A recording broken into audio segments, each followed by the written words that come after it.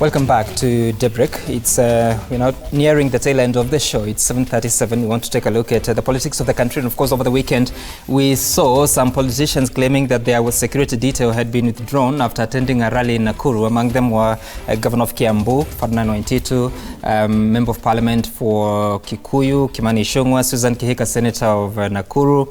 But now the Cabinet Secretary, of course, there are others. Those affected include Kiambu Governor, Susan Kihika, Kimani Ichung'wah, Kimani Gunjiri, Member of Parliament for Bahati, Ali Sohome Kandara, and they attempt to withdraw their security detail, political persecution. But now the Cabinet Secretary, Dr. Fred Matiang'i, has spoken. He's saying that there's no political interference. It's just in line with procedure that he has nothing to do with. So I want to start from the political side of view. Gladys Wanga, previously you've been affected when your security detail had been withdrawn. Was it political, and can we still read politics in this action that has been taken against these leaders? Yeah, well, when our security detail was withdrawn, I think most of the many NASA leaders at the time had their security detail withdrawn because of our position that we didn't recognize the presidency of Uhuru Kenyatta. The argument was, if you don't recognize this government, why are you having government security? And since it's an administrative privilege, so to speak, I mean, I heard somebody saying, oh, every MP has the constitutional right to have a bodyguard. That is completely misplaced. There is no place in the Constitution that says MP must have, you know, a guard, but it's an administrative privilege, recognizing that sometimes, you know, for whatever reason, there might be, you know, some level of danger or whatever it is. So, I mean, at the time, yes, it was withdrawn for political reasons, and we lived without bodyguards, and we didn't complain. Is it? They were just taken, and when they were finally brought back, they came back, and we moved on. And so, I think right now there's an explanation that has been given that there was realignment within the police, and you know, there's a specific police unit that has been charged with VIP protection. So if you're having general police, for example, as your protection, maybe that one will be recalled and another one given to you. But then there are also members of parliament, even governors and other people who have so many security guards. According to parliamentary, and as a commissioner in the previous parliament, I know that there was the one police officer accorded to every member of parliament, a maximum of one. But if you show reason, that you need to have more, that could be added. But you need to just have one. But some people have 3, some people have 4, some people have 5. So if there is, so then there's need to ensure that people just have one guard. Would you call it a form of political intimidation, or, as this article says, political persecution? I think what the MPs whose security has been taken have said is that they feel this is political intimidation, and they are allowed their view on the matter. When something happens, you can look at it politically. The security and they are politicizing it even further. By attacking the cabinet secretary, attacking the principal secretary. And I don't think that's working too well, because they should just go to whoever is in charge of realigning police. Not. They are the ones who are bringing politics into it even more. But they are allowed their view that they see it as political persecution or political intimidation. They are allowed that view, if that is how they perceive it. Vivian, from an observer's point of view, yes, is it justified that a politician takes a certain position and now they feel they're being punished for it? Is it justified to take such an action, even in the case of the NASA MPs when it happened that time? My take is that because having security detail is actually not constitutional and it's an administrative privilege, think of the other 39-point-something million Kenyans who don't have, regular security detail. So it's a good to have. For me, not necessarily a must-have. Okay. So I don't think it's something that legislators or politicians should make a really big deal out of. And if really you feel that you want something extra, maybe get it out of pocket, not on taxpayers. Out of pocket. But Priscilla, you were once a member of parliament, and hopefully you'll go back.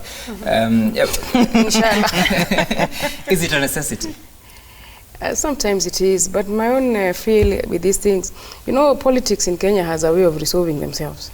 So you don't even need to raise too much noise. Vumilia tu kidogo, you know, hii mambo itaisha, bodyguard will be restored. So they don't need to make too much noise out of it, because what has happened to our country, we are spending too much time on politics at the expense of very important development processes. So we're going to spend 2 weeks just on bodyguards, and it's a matter that, I mean, government has a way of passing messages all the time, not just on this matter, taxation as well. There are a couple of ways and a couple of tools government has of passing messages. So those who the message has been passed to should understand what has happened, recalibrate themselves, realign themselves.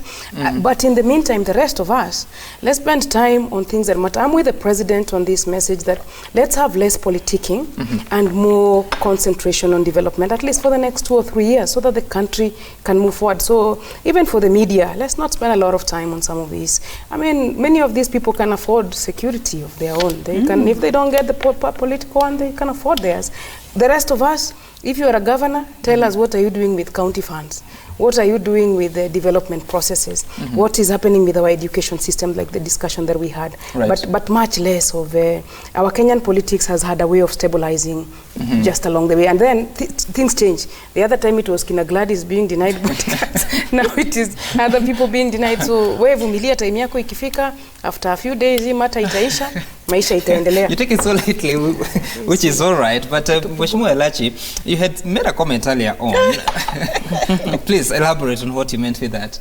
No. I was just saying that, you know, we politicians, we are very interesting. When we are in boldness doing things, we always say, si ufanye venye unataka. Si watu unaweza chukua. Now when it has been chukuad again, you start crying. So me, I have not understood Kenyan again politicians. You are the one who is facing the president, and you tell him, yeah, you can do it as you wish. Really? The president is the commander-in-chief. Commander-in-chief. Nobody else goes and walks into that parade. It is him.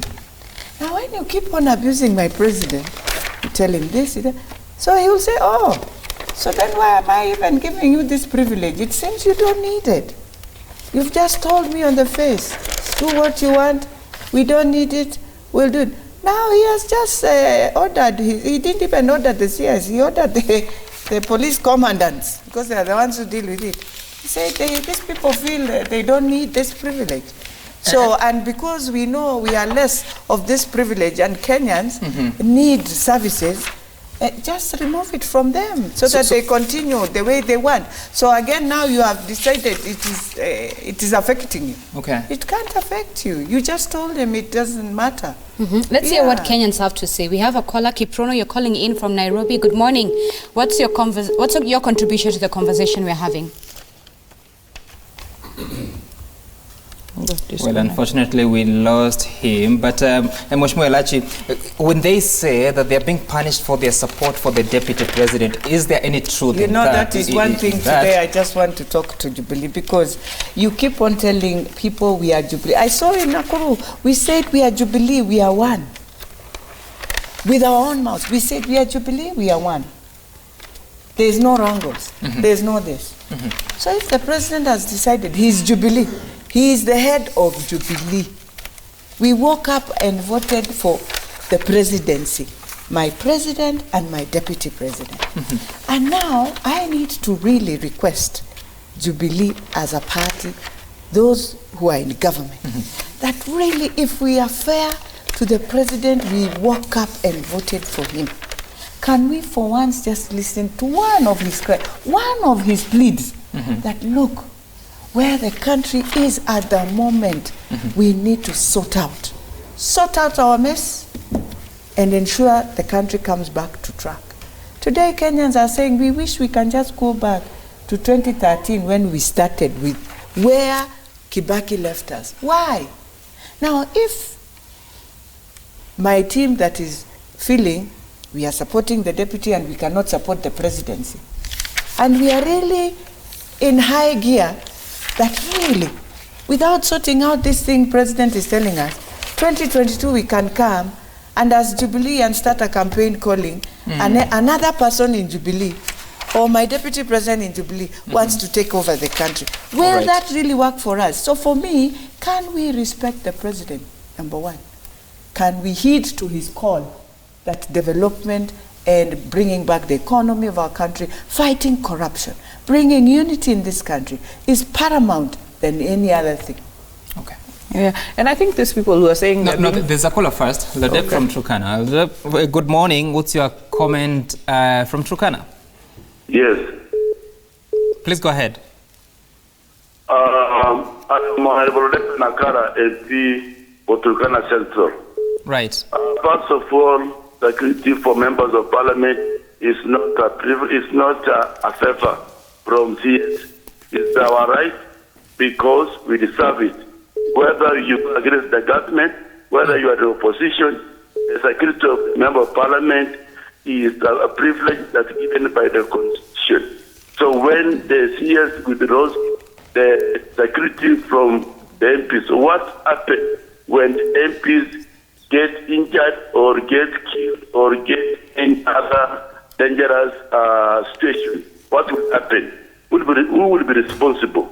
So when I am a opposition member of parliament and I'm against the government, that does not mean that you can withdraw my security because I'm against the government. Or when I belong to a particular political party or a particular group. And when I say something like a member of parliament who is independent, who can speak his mind, you cannot withdraw the security. That's why we cannot accept. But the cannot intimidate of parliament who are elected, who are given responsibility. Yes. Just a moment, Mheshimiwa from Turkana Central, but how do you reconcile the fact of the matter that you have those divergent views that are against the grain of the party that you support? how do you reconcile that? And as far as the government is concerned, because it is managed by the Jubilee Party? My brother, the political party can take an action when I'm going against my party, but not to use the government structure to intimidate me. I am a member of ODM. When I've used my party, the party has structure to deal with me. So, but the SCS cannot take advantage of big government to intimidate me. Let the party deal with the members. Okay, all right. Thank you so much, Nakara Ludepe, Member of Parliament from Turkana Central. He feels that it is the right of every Member of Parliament, every politician, despite the views being divergent. What's your response to that? I mean, we already have like 349 members of parliament without going into Senate and, MCs. Can you imagine if we had maybe like 2 or just 1 guard each for that? Okay. It's a lot of security resource to just focus on members of parliament only. What about the rest of the nation? Okay. But let me say this, in closing, yes. I've been, as said, a commissioner of the Parliamentary Service Commission, and MPs are entitled to security, 1 security guard. The executive, at the same time, is also entitled to reorganize as they wish. Who they provide to you as security, that is not within your own power. You write to the IG of police and request for a security guard, for yourself. But there are some members of parliament who do not have security guards. I know many who have decided they don't need security guards, and so they don't have security guards. They don't request for security guards. The members of parliament who request for security guards are given security guards. But the control we do not have is over which unit, for example, is going to guard you and so on. That is a decision that the executive is allowed to, or the police is allowed to make. The police service is allowed to make the decision around how do they organize themselves so that they still provide VIP protection. They still provide VIP protection, but then within their own resources and how that is available to them. So I think we condemned this matter when it came up for ODM, although I know some members here who are celebrating at the time, and we said, do not celebrate.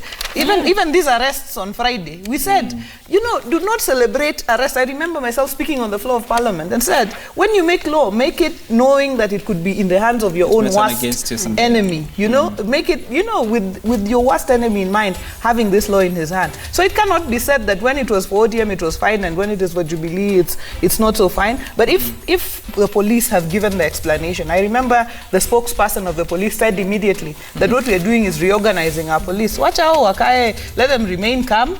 Wacha hiyo reorganization ifanywe, wapewe hiyo, let them remain calm. All right, and I hope they have listened to you. Thank you so much for your time and conversation and those views. There's someone who is commenting about the earlier conversation on university education, the courses that are now affected. University Commission should keenly look on the requirements for an institution to qualify to offer what makes it to call it a university. Most universities offer unaccredited courses. At the end of the day, the students and parents suffer big loss, but I support the crackdown. That's according to Humphrey Osia, tweeting us via Citizen TV Kenya. All right. So much feedback has been coming through, but sadly we have to let this conversation go.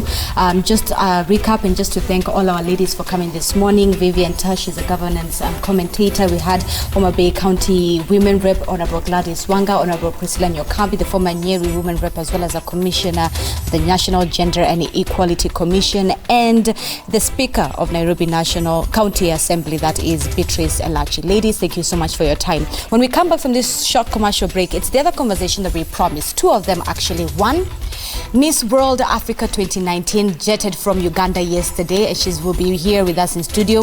That is none other than Queen Abenakio. As well as we'll have that conversation and we'll talk to her and you get to find out things that are close to her heart and what she intends to do with her title. But later on, this being April, it is also Autism Month. We want to understand what autism is and the inclusion, especially of children living with autism, and sort of try to help us understand that alongside mental health. So much more to discuss. Let's take a breather. We'll be right back.